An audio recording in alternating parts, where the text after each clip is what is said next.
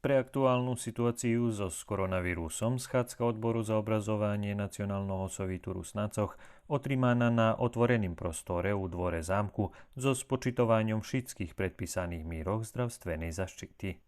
Na dňovým šore boli 9 točky a perší informácií boli viazaní za odkazovanie vecej aktivnostoch u organizácií odboru pre epidémiu koronavírusu. Tak odkazaný letňa škola ruského jazyka, stretnúce predškolských dzecoch a týždne budú otrimaní ani zmahania zo ruského jazyka. Najväcej bešedy bolo o problémoch kolo učebníkoch, nastaví na dalekosť, ale i o nedávnym upisu dzecoch do ruských oddeleňoch u ruským kerestúre, Ďurďove i Kocúre. My u kerestúre máme ešte vše, slava Bohu, ljem na ruskim jaziku, poriadnu nastavu.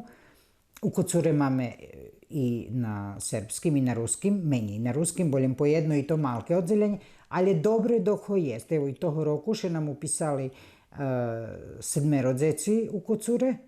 U Ďurďove nemáme ruske odzeljenje toho roku. Prešloho roku sme mali 8 dzeci, oni teraz druga klasa. U peršej klasi nemáme. Mi u nižších klasoch máme ljem drugu klasu, je to 8 školjare. Njet perša, treca i štvarta. I jest 5. klasa, tam 6 školjare u Ďurďove i 8. U Kocure máme od peršej po 8. Za teraz tudaco už školska uprava nam naklada, že by sme pravili kombinovane odzeljenja. Ja tu mušim povesti javno. Ja už dlho utorila na vecej tih schádzkoch koordinácií nacionálnych sovitov, odnosno odboroch za obrazovanie, že ostatnje, co by sme šmeli prilapiť to kombinovane odzeljenja. To po mojim veliki kročaj u hašenju, to hašenje.